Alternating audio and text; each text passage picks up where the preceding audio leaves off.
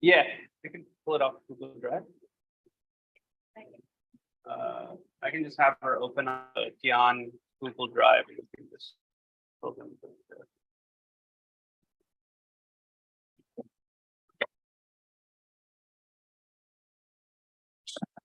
Getting will introduce ourselves. Although I think, They know who we are.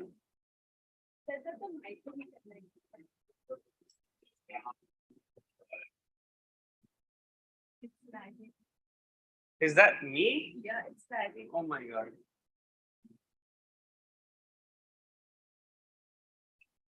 Let me, oh, hold on. Tagging me.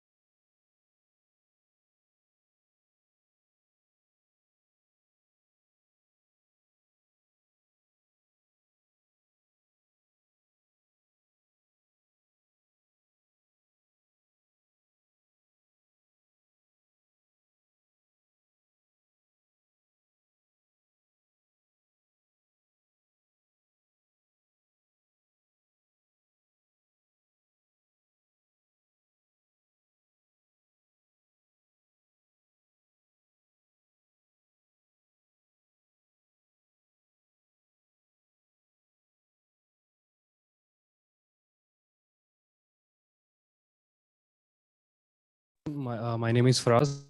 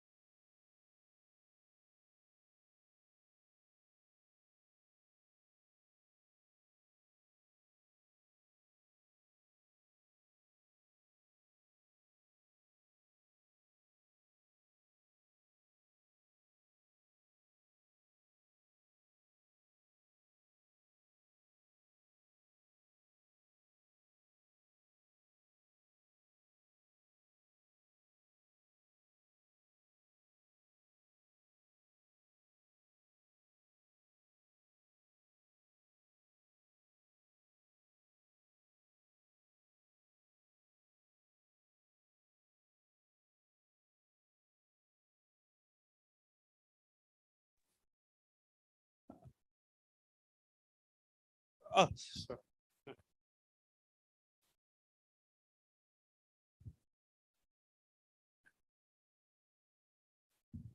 Hello everyone, my name is Preet. I'm a MA Society and Culture student here in IIT Gandhinagar itself. I'm a first year student. I am actually very underdressed right now considering the room full of people. I actually just woke up and saw the brochure and I was like, I like it, so let's go there. So yeah. Hi, my name is Anviksha. I'm an MA second year now. I was really interested in this course because I am it's about linguistics and I mean I don't have any specialization or any sort of experience in it, and I just wanted to learn something new. So here I am. Thank you so much.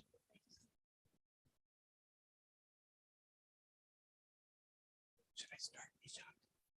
Is that everyone? Yeah. Has everyone, I think everyone's introduced themselves. Certainly. Oh, Okay. sorry. Yeah, Nishan. no. You're going to do that. Oh, do you want to do that? No, no. Okay. Yeah. Oh, okay. Yeah. Coming up. Yeah, just briefly, I would just like to go over a little bit of the structure of the course. So the structure is basically, as you saw, we will be giving lectures as per the schedule. And there will be some tutorials where we'll have group discussion and group work around certain topics. So those are very open. So we can either just talk about the lectures through discussion questions. We can also have some activities. So that's really up to you, how you all want to do it, right? So we have these different options. And also there will be one component in which you all will try to take some interviews of people. Now you can try to find people on campus. That would be nice, right? If they can't find, they can do themselves also, right? But we'll teach you how to take consent, how to do interviews, how to transcribe data. Everything will be part of this course, right? So, and then in the final, the last day of the course, you'll be giving some presentations on what you found, right? So that you can kind of get an idea of how to do linguistic ethnographic research and how to relate that to mother tongue and the course topics, right? It's a 6-day course. We can't do everything, of course, but we can, I think hopefully you'll come out of here with some knowledge and some good skill set that you can use in your future research, right? So now I think we'll start with our first lecture. Yeah. So Professor Laduza.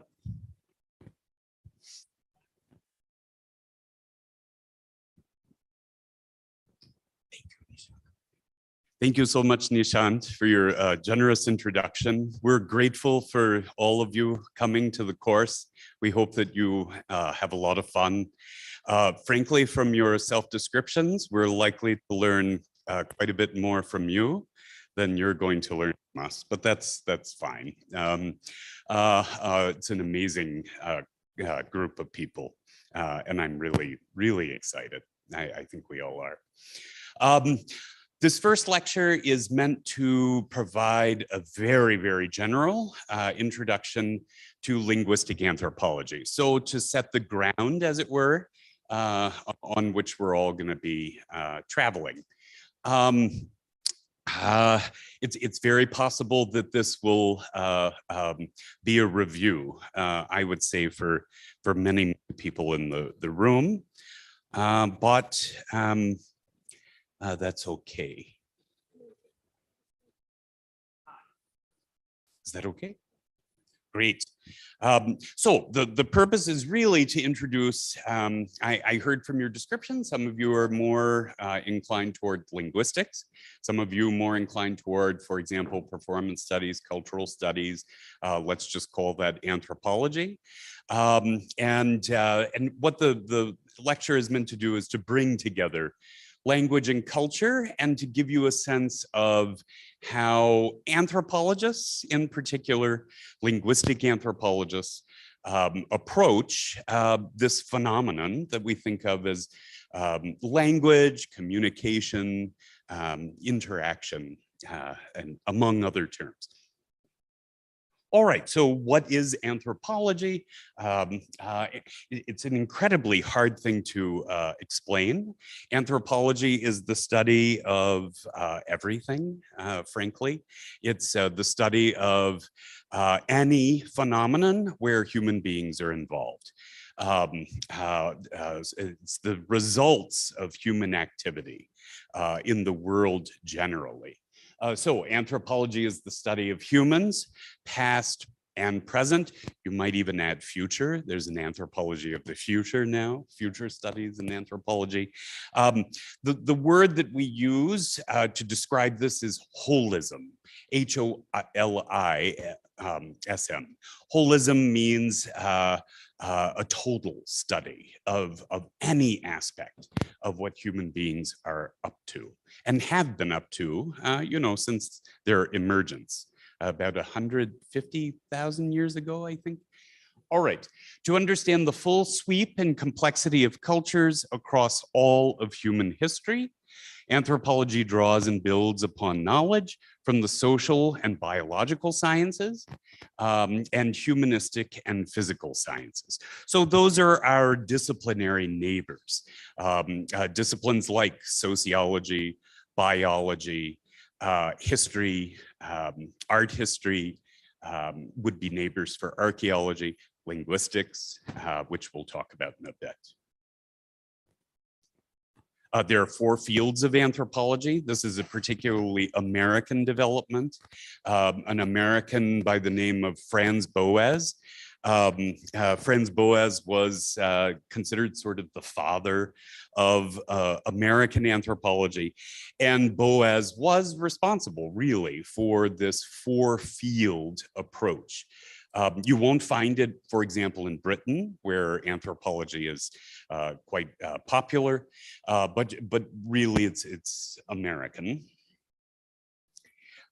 There's archaeology. Archaeology is one of the 4 fields. It's the study of past cultures based on material remains. So anything that human beings have produced, archaeologists are interested. Biological anthropology, or also called physical anthropology, is the study of human biological diversity. In the past, this was a little bit problematic. Phrenology, for example, was the study of human morphology. This had actually its most advanced realization in India. Where, for example, Herbert Risley in the West Bengal area, what then was the Bengal presidency, went out and measured people and ranked them from, a degree of savagery to civilization based on things like how wide was their forehead? How long were their noses? We don't do that anymore. That's an embarrassing. So we're talking about 100 years ago, and it's very embarrassing today. But biological anthropology has gotten new life, for example, in genetics. So the advent of genetics has allowed for biological anthropologists to ask less racist questions about the people of the world and their origins. There's sociocultural anthropology. This, I think all 3 of us would consider ourselves to be, along with linguistic anthropology. There's a lot of overlap between these last 2, and frankly, a lot of overlap between the first 2. The study of living peoples by describing and explaining social and cultural similarities and differences. So what do people do, and how does culture and society, or society and culture, socio-cultural, how do society and culture often offer guiding ideas about human activity? And finally, last and least in some ways, but not least here, we're a small group and we don't get a lot of respect, some would say, but linguistic anthropology. Now, all 3 of us and about, 700 others. There aren't many of us. What do we do? That takes a little longer to explain because we're so sophisticated. The study of language use in comparative social and cultural context. So how does language? Language is not the only thing that linguistic anthropologists are interested in. There are other aspects of communication. One of you mentioned gesture, for example. The way that we shape space, the way that this room is arranged, those are non-linguistic aspects of the world that linguistic anthropologists take a lot of interest in. But language tends to be, tends to be our bread and butter, as it were. It combines the fields of cultural anthropology and linguistics. So how do society and culture and language, society and culture on the one hand, and language on the other hand, come together to play a part in what human beings do in the world with respect to each other? Sorry.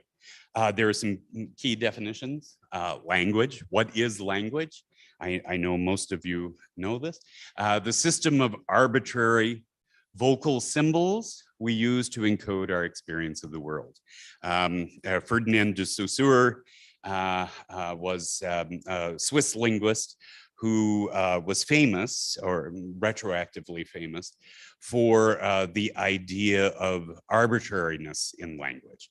So the idea that, for example, there's no, generally, there's no relationship between what a word sounds like and what that word means. You know, if you think of almost any word that you know, you will quickly come to realize this. If you want a strange experience, you can close your eyes and repeat a word over and over again, hundreds of times. And by the end, you will feel completely disconnected from reality. And this is because that word you come to actually realize and experience is not connected to meaning in any sort of way. And then you begin to realize, oh, this is true of most all of the words that I know. And it can be alarming. It sets human beings apart from other living species. So all living things, even single cell organisms, communicate. All of them have certain functions of communication at their disposal, but it's really human beings that have language. Other animals don't. In other words, no other animal has, for example, a grammar. And so we see language as particularly human, and it provides basic tools for human creativity, making human achievements possible, and specifically human achievements. There's speech. So we do tend to verbalize, and we also, the more important thing is we tend to think of language as a verbal phenomenon, but that's not necessarily so. Human beings use language in all sorts of ways without verbalizing anything. And then linguistics. Linguistics is the scientific study of language. Some linguists, as you know, specifically study grammar, and other linguists have a wider view. Human communication is the transfer of information from one person to another. It does not only take place through speech, it has other, a fancy word is modalities for its transmission. It can occur through writing, for example, in schools especially. Morse code is a way of transmitting language, or sign language. Sign language is another incredibly, growingly complicated sort of means of transmitting language. People regularly combine linguistic and non-linguistic means of communication through things like eye contact, gesture, movement, spatial relations, etc. If you take a long view of history, even the ways that, for example, people manipulate the landscape over time often has communicative dimensions. Linguistics focuses on underlying structures and features to understand the nature of human language. Some areas of the field are not interested in cultural or social context, sadly, frankly. In other words, the mind. The mind really is the locus of what is of interest in formal linguistics and in many other aspects of linguistics. These are focused on ideal language use. And as you probably know, many linguists, for example, only have one, what we would call in anthropology, informant, right? The linguist herself, who is the locus of all judgments of what is felicitous or infelicitous, or what is, what sounds right and what doesn't sound right. Sometimes they collect data out of context. In fact, they often do. In other words, asking native speakers to judge whether a particular sentence structure feels right. And in linguistic anthropology, we typically don't find that very sufficient. For reasons that we will spend the entire course explaining. Linguistic analysis. There are four categories, you might call them, four independent variables, you might call them, of linguistic analysis. There is phonetics, the production of distinctive sounds in human languages, without respect to language boundaries or language types. So what is the study of all of the sounds made across all human languages? That is what we call phonetics. Phonology, that morphology involves meaning, ology, the inventories of unique sounds in particular languages. So now we're talking about particular languages, not all languages. We know, probably intuitively, that not all languages, in fact, not any language, uses the sound inventory of any other language exactly. And certainly each language only uses a tiny portion of the full possibilities of what human beings use in language. That's phonology, the study of that. The inventories of unique sounds in particular languages and rules that explain changes in these sounds. Then there's morphology. This deals with how do words get formed, word formation, and the study of elements that indicate things like number and gender in nouns, if your language, for example, has gender, and tense, mood, and aspect in verbs, among other things. So morphology also is about the economy of the mind.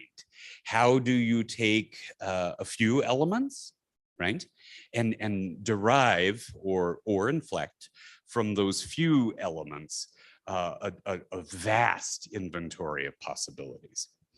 Syntax, our fourth area. Syntax are the rules for putting together words into well-formed sentences through phrases. So if we look at the definition above, there tend to be two main kinds of phrases, verb phrases and noun phrases. There are others too. And how do these phrases get formed? And how do these phrases get formed with respect to one another in a sequence that we call the sentence, right? So those are the four aspects of what we might call formal or scientific linguistics. There's pragmatics. Pragmatics are strategies of language use employed in various social contexts. A little bit of a crude way to describe this is, what does language help human beings to actually do or accomplish, right, socially? It's a little crude. Many people would argue with that definition, but so much. Semantics. Semantics deals with meaning of sign symbols within and outside specific contexts. So semantics has to do with what are the meanings that are actually encoded in language and its structure. Historical linguistics focuses on the interconnections between different languages in the world and or their historical development in human languages. So how do language families, for example, exist? And by what criteria do we point to argue for the existence of these language families? How are these language families dispersed? How have they become dispersed across the world? How have languages formed within those language families? Those are all questions of historical linguistics. Linguistic anthropology, it's what we are, is focused on language in the larger context of human life, with attention to relationships, networks, institutions, and their connections to interactions. Pretty holistic, right? We're interested in everything that we've talked about thus far in this lecture. Structure, you might say, right? Of linguistics, and use of what people actually do. We consider all of it together. Ethnographic methods. So what do we actually do in order to study what we want to study? We typically talk about our field as based in field work. Relies on data from real, naturally occurring speech in cultural context. So linguistic anthropologists tend to consider actual ongoing interaction. In other words, communication as it's happening between actual people in real time and space. For example, not asking someone, is this utterance felicitous? Does it sound right to you, right? What it will, you know, that only considers the here and now, abstracted from, for example, a few seconds later, a few seconds before. Anthropologists, on the other hand, take the movement in time and space quite seriously, and consider that as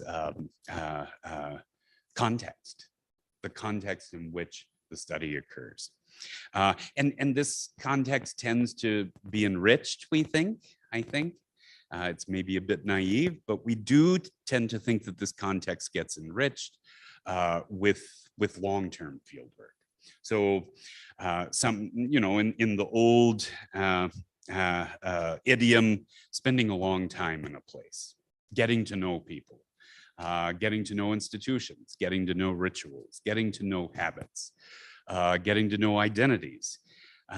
In our modern world, things have become a lot more complicated. We've embraced that too, although more slowly. In our methods. So now, you know, people communicate by texts, by media. This you know, is unremarkable. Yet in linguistic anthropology, we're a little slow to explore all of that. And those, my point is, those texts tend to speed up time. They happen to happen immediately.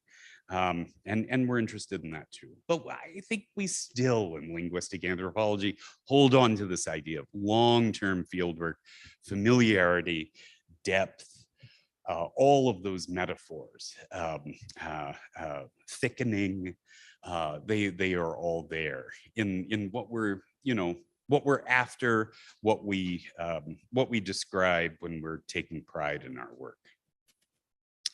So language and culture, we do consider universals. In other words, there are some universal properties of the relationship between language and culture.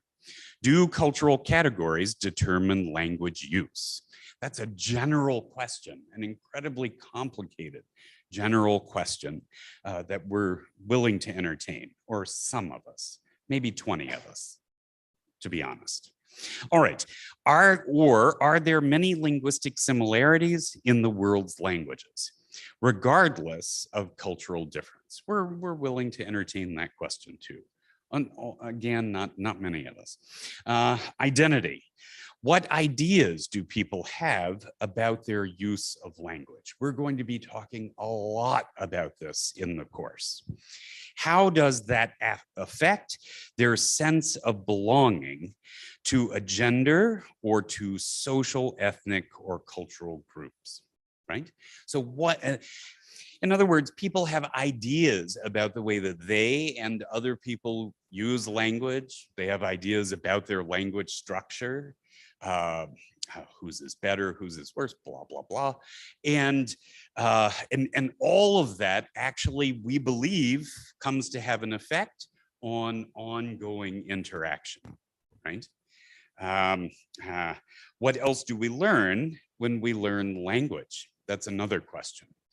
So when we learn language, what else about the world opens up?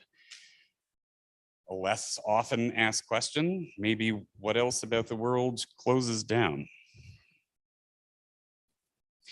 Language and power. So what are the links between language use and social, political, and cultural authority? Think of the state. Think of the institutions that you've been involved with throughout your life. How do these shape the ability of, let's say, one person versus another and their life trajectories? That we call power.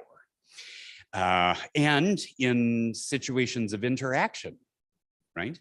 At small scales or micro scales, how does knowledge, language ideology, experience come to shape the ways that two people might engage together in very small scale sorts of interactions?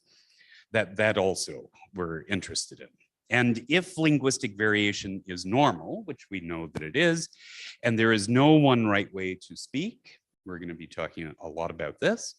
In other words, linguists don't really, many of you know this, linguists don't really have a prescriptive view on the world. In other words, in school, you learn there are certain forms that are wrong, there are certain forms that are right. Linguists don't really believe in that as a feature of linguistic structure. It is ideological, don't get me wrong, and incredibly powerful for linguistic anthropologists to consider, but linguists don't really believe in that. They are a descriptive science. They're interested in what people do. And if people, quote unquote, in brackets, make mistakes, often those mistakes are still grammatical and perfectly understandable. So there's no one right way to speak. We know that. And yet, what do people's evaluations of other speech have to do with? And how are those evaluations incredibly important and powerful ways in which activity is mediated in the world? And why are some ways of speaking valued over others? This we're actually going to be talking about in this course. I think all three of us would agree, this is a growing concern in linguistic anthropology, I would say since the late 1960s, these questions. But honestly, issues of language and power are not enough yet a focus of linguistic anthropology. In other words, a simpler way of saying that is linguistic anthropologists don't pay attention to relations of language and power enough.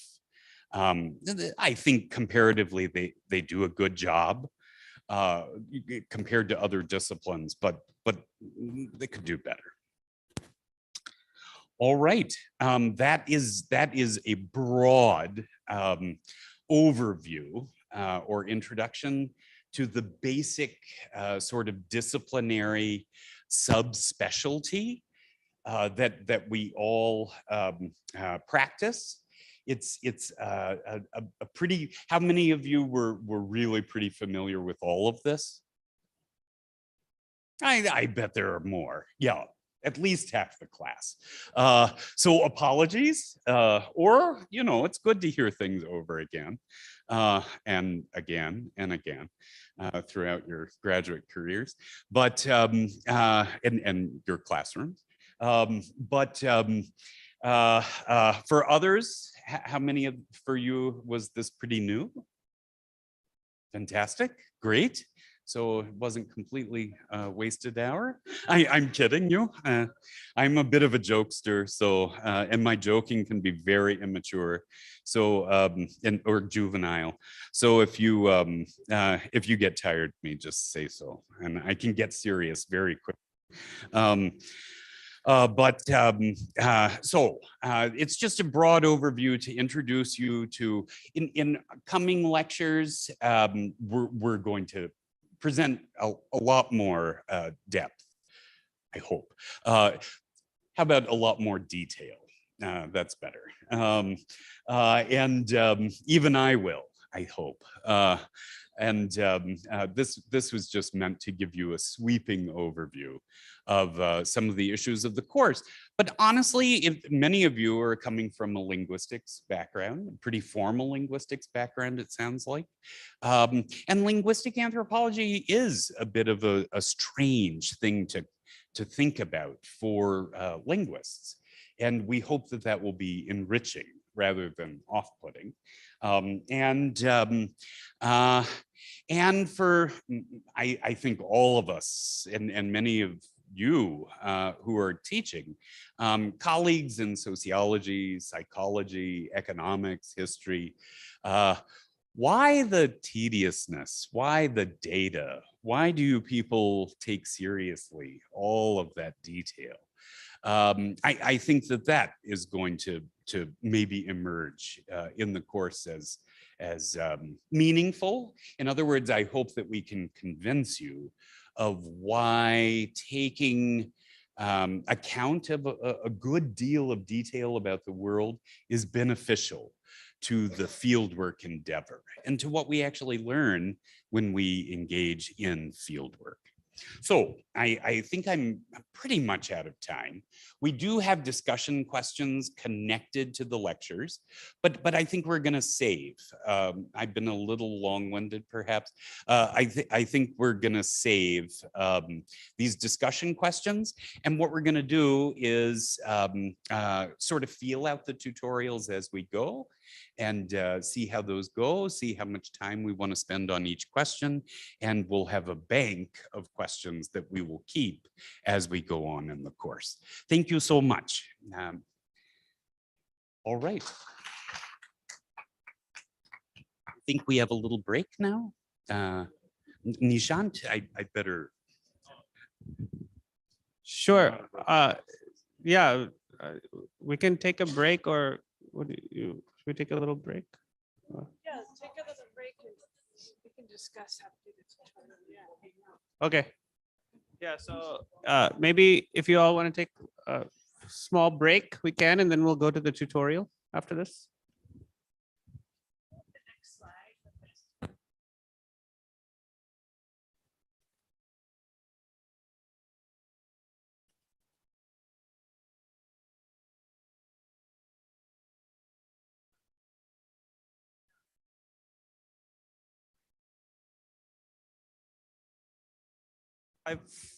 I have 5 minutes if you want. There's a restroom or there's canteen.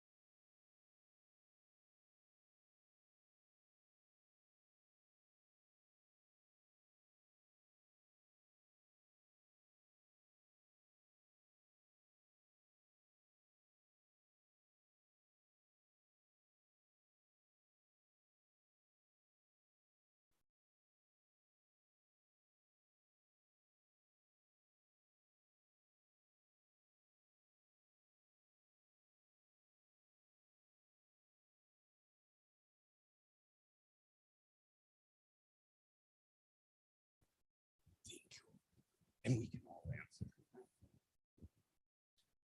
Oh, fancy. Okay. Is it on? Is it on? No. I don't think so. It's on? Is it on? It's on? My voice is so loud. You might not need it. I can talk really loud. It's only for that YouTube. But I think Of course. We don't need to, I think it's a question, we don't need to do the YouTube. So can you just put in the chat that tutorial will, like YouTube will resume in the next lecture? Because I think that's not free. This is really nice. I mean, they might see our page, but they want to know what it's saying. Huh? Okay, can you stop and restart it? Yeah. Okay, yeah. Maybe you can put in the chat that live stream will be. Okay. So then we can talk. This is